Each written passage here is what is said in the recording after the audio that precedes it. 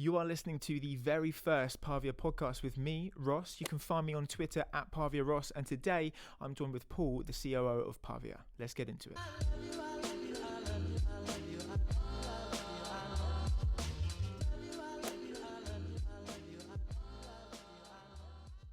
I am joined here today with the one and only Pavia. Paul, how are you doing? I'm okay, thank you. Not too bad. How are you? I'm doing great. Episode 1. It's a big privilege to be here. How do you feel?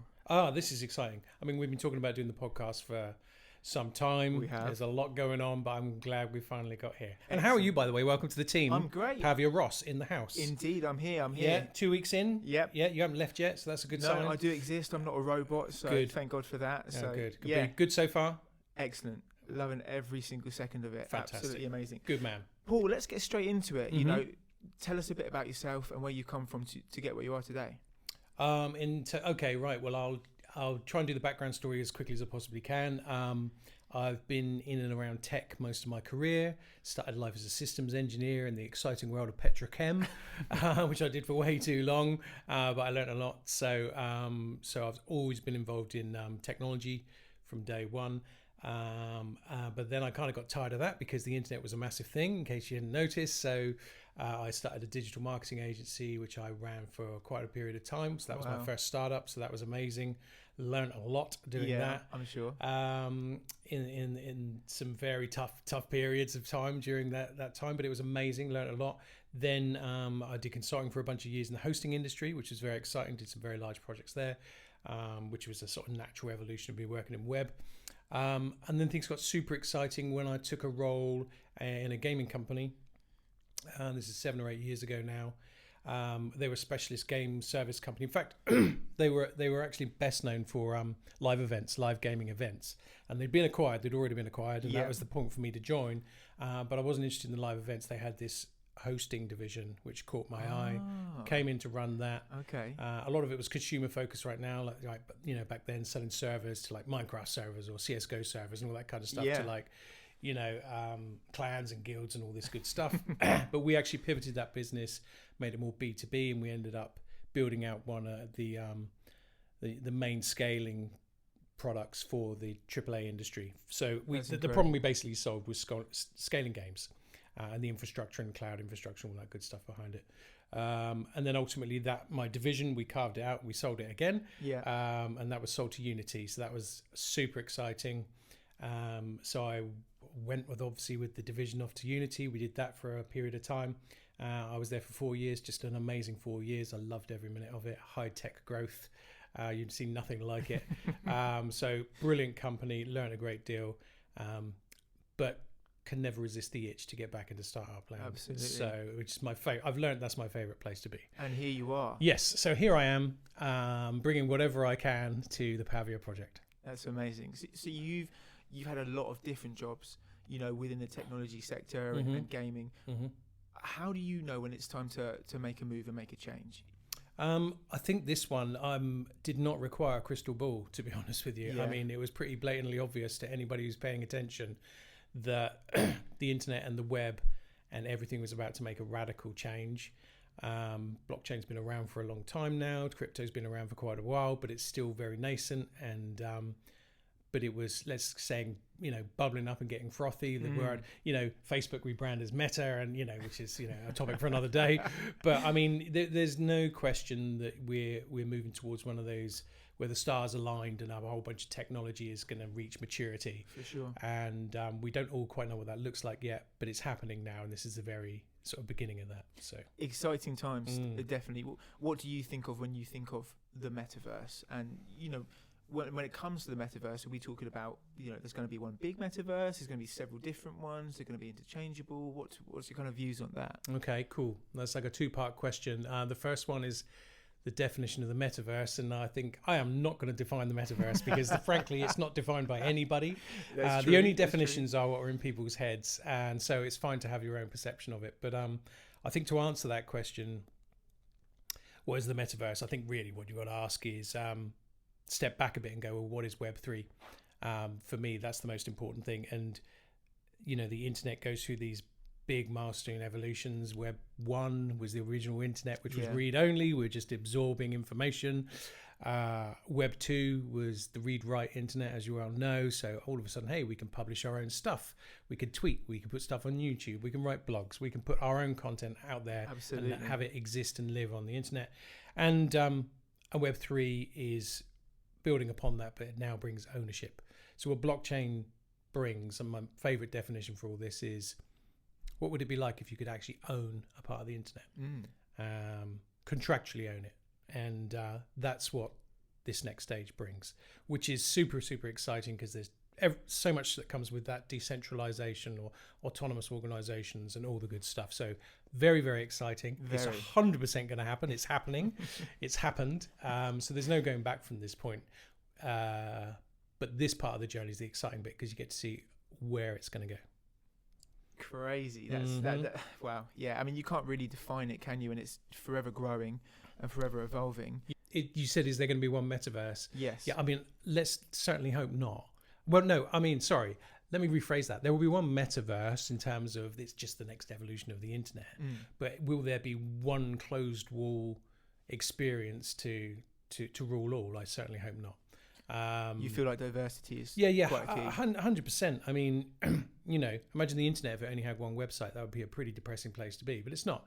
The internet is the internet. That is a single thing, but within it is millions of different websites and different applications and different experiences. Web3 is going to be exactly the same, and the metaverse as a term will encompass multitude of immersive experiences, of which Pavia will be one.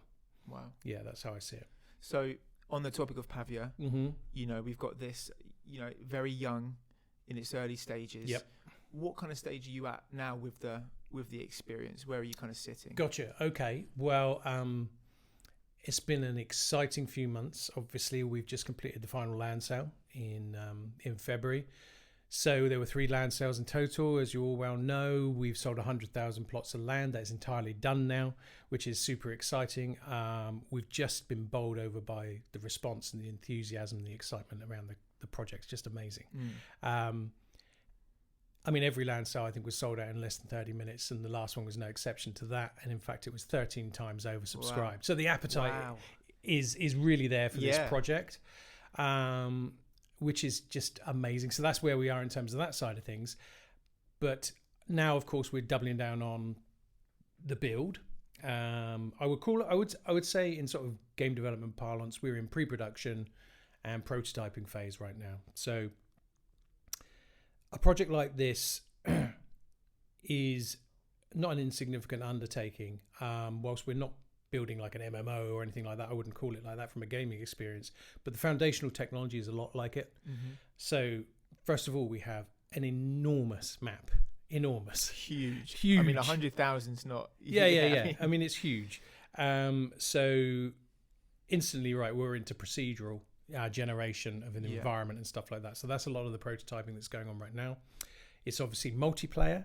And for anybody who hasn't been exposed to multiplayer a lot, they know this is a complicated thing to do. I'm fortunate that I've been in and around it for quite some time, so it's not too scary, but it needs to be done. Sure. And of course, with multiplayer, it brings voice, and it brings text, and it brings toxicity challenges, and it brings all that stuff. So all of these are foundational building blocks that need to be put in place. And what we're trying to do right now is actually, and scale, of course, as well. That's another part of it. But we're just ticking off some of these gnarly challenges up front to make sure they're in the bag, and we're confident that that's not actually as scary as you thought. That's done, and that's done. And then in parallel with that, we're actually doing the more creative side of it, which is the design of the main mechanics for the experience, the design of the economics, and all that good stuff. And that's running in parallel as well. But I would definitely say we're in pre-production prototyping right now. Right. Once we come out of that phase, then we'll be into main build. So it's a huge thing. This isn't something that's going to get built in, a couple of months. There's a lot of technical elements that go into it. Yep. And they're constantly being developed and changed, and listening to the community, and it's a big thing, isn't it? Yeah, 100%. I mean, it's a massive undertaking, but 100% doable. And what we're not going to do, one of the beautiful things about having the community on side from day one is they're there every step of the way with you. So that's wonderful, because you get to feed off their enthusiasm. You get to see a lot of the great ideas they suggest as well. Not that we can do them all, but we're always listening. And there's some stuff that we'll be able to adopt for sure as we go through. That's one of the real pros of this. The other thing it brings as well, though, is that we cannot bury ourselves away for 2-3 years and re-emerge and go, da-da, and it's here. Number of reasons for that. Number one, this space is moving way too fast. Indeed. Secondly, I'm a big fan of sort of agile development and iterating. So iterating with our internal teams, but also to an extent iterating with the community as well. This is not a new concept. Early access has been around with games for a long time. Absolutely, it has, yeah. So we will be definitely ideally taking that kind of approach. So we hope to be more modular in the way we roll things out. So I'm really I'm always looking for opportunities for, can we build something and put it in the hands of the community to gather feedback? It might not be the full experience yet, but it will be something of use, something they can do with something to keep the ball rolling. Absolutely, yeah. And as long as that doesn't mean we do things in entirely the wrong order, then I'm totally fine with it. So you can definitely see that more agile approach to the way we build this out, as opposed to not hearing from us for a year or two and then reappearing with the final product. Yeah. I mean, there are times when we'll go quiet. We have to. We've just got to get our heads down. You know? Yeah. But that's definitely going to be the approach as much as we can, because the community were there on day one supporting us, and I want to be able to involve them wherever we can along the journey. Absolutely. And I think it's safe to say, and you can agree, that we owe a lot to this community. Yep. You know, funding the project and helping it grow consistently, and they definitely play a big part, don't they? 100%. I mean, you know, there's and it's a big reason why we did, you know, like the token drop for the first 2 land sales. I mean, we just constantly want to say thank you to the community for you know, their trust in this project. That's great. And whilst this is starting to feel rather the norm in the worlds of NFTs and so on and so forth, it's 100% not the norm in the world of normal business. You know, I mean, I guess it isn't if you compare it to the likes of Kickstarter and stuff like that. So crowdfunding projects is not a new thing. Yeah. But the technology behind it, and you know, in our particular case, the sale of virtual land and all the rest of it is different again. So what it does mean is you run the project in a slightly different way. But I love that, and I'm totally cool with that, and we're accountable to make sure that we deliver good stuff. Absolutely, and that's what we thrive off as well. Yeah. Speaking of the community, I think one of the most asked questions, especially around land, is that if people own more than one land parcel, are they going to be able to merge that? You know, if they've got multiple or estates, what's going to happen to that kind of room in between? Gotcha. Actually, if I may, I'll back up a little bit, because there's a couple of other questions the community often asks which are related to this. I'll allow that. Thank you very much. So first and foremost, you know, the land is there to do a multitude of things with, but the obvious thing is to build something. How are we going to build stuff? And, you know, the early conception idea, and it will be one of many, by the way, but we want to bring creator tools to the community as much as we can, and they will grow over time, get better over time, evolve into newer and fresher things. But day one, the ability to be able to build a model yourself offline, you know, with Blender or whatever, you do a 3D model and import it and publish it to your land is table stakes. That's where we'll start. So we call these Pavia compatible assets, was the term that was coined around that. And we have recently, with the help of the community, by the way, we set up this amazing working group in Discord from the really enthusiastic 3D modelers who have just helped us enormously by unbelievably contributing their ideas, letting us like take a look at what they've built. And the output of that really is just I think we're on version 1.1, which is effectively a guideline, which is a document, which outlines, okay, if you've got a single plot of land, 16 by 16, this is the amount of meshes you can use, this is the amount of triangles you can use, this is the amount of materials, textures you can use, this is the overall file size, this is as high as you can build, and so on. And as long as you stick within those initial set of guidelines, we are confident that a model like that is going to work in, you know, Pavia once it's fully built out.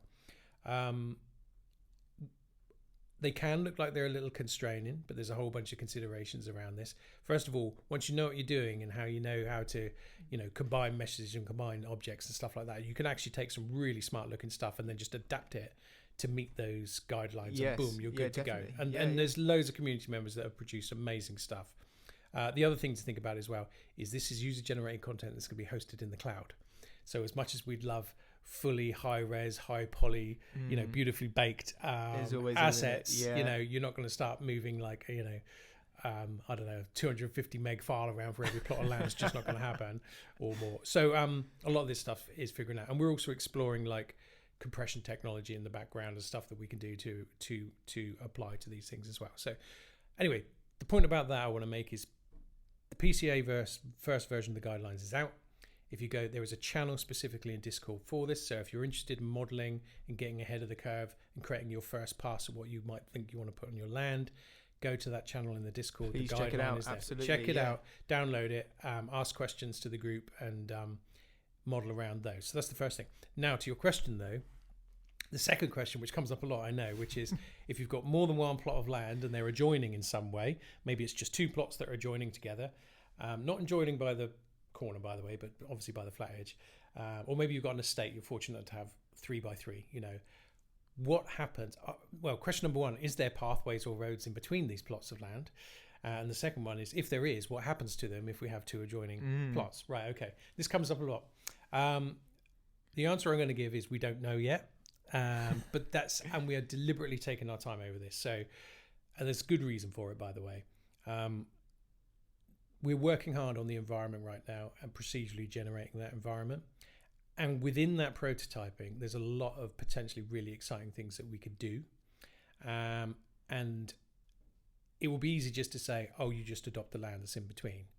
But actually, there might be some really beautiful things we could do if we just move the plots together and reclaim some land and create some variety and shape and all the rest of it in the environment. Yeah. So none of this is set in stone. We definitely haven't got the answer for it right now. So that's why we can't answer the community. I think the safest thing to do, if you want to build a PCA that goes across more than one adjoining land, then assume that a 16 by 16 and a 16 by 16 makes 32 by 16 and build for that scale. And then, hey, you never know, you might end up with a bit more room once the thing's totally built out. So that's the best guidance I can give at this stage until we get all this figured out. Okay, so when we're talking about everything that's going on in Pavia, what are the platforms that you're trying to address straight away? Oh, in terms of platform, so initially we will be targeting desktop, so PC, Mac. So this will be a downloadable experience that you run locally. It's not browser-based as the primary target. It's definitely downloadable. Right, which is a good thing. Well, there's pros and cons to all these decisions. One of the beautiful things about browser-based games is there's literally zero friction to get into it because everybody spends their life in a browser these days.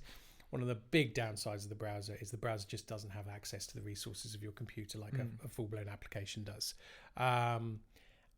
And you're really limited to what you could do.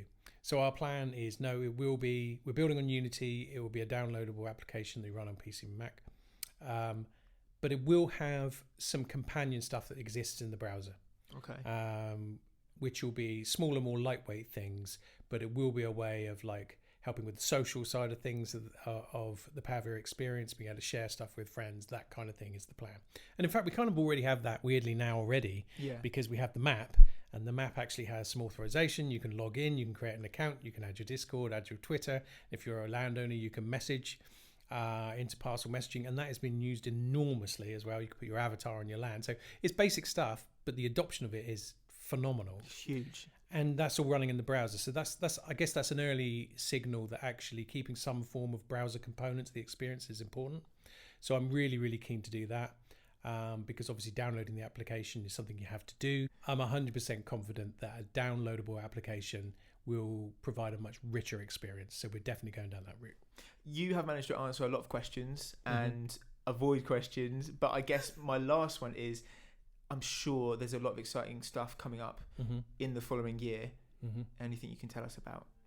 Ooh, you're trying to get me to leak stuff. I'm trying to get you to leak stuff. Do you know what? I mean, I would say, well, yes, that 100% there's a hell of a lot of exciting stuff to come. Good. Because there is so many different things on the table right now, I'm not going to commit to any one thing. But what I can tell you, though, is we are working very hard to explore all avenues in terms of the project acceleration, in terms of the people that we get involved. So we're very fortunate. So we have an in-house team, which is amazing. We also have an element of freelancers and contractors that work on this project as well. Some of those are highly specialized people from the games industry, be it around multiplayer, networking, procedural stuff. That's huge. So, and we're continuing to grow that element of the team as well as the in-house team as well. And we're looking closely at advisor board as well.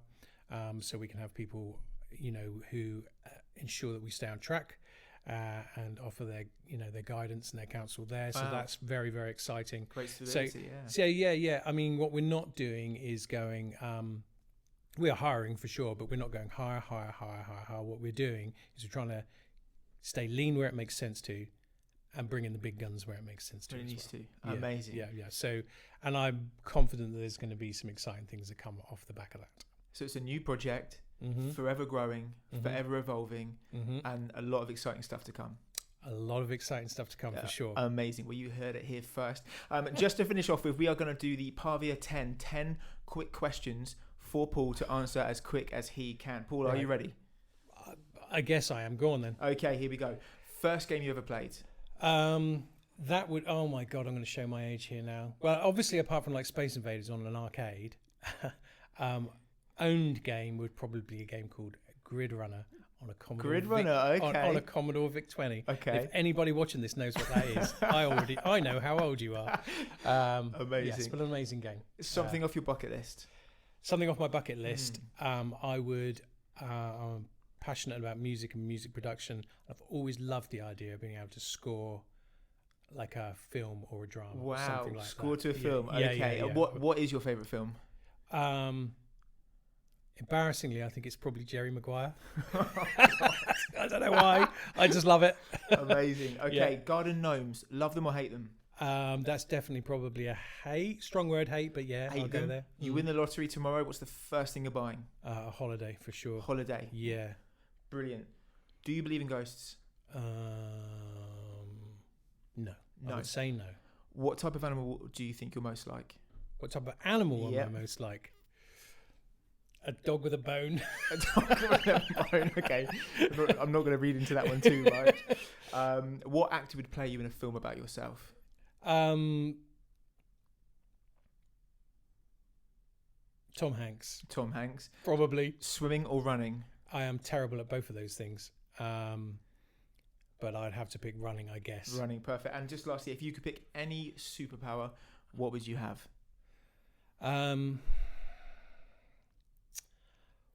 That's a tough one. You got to think hard about this one.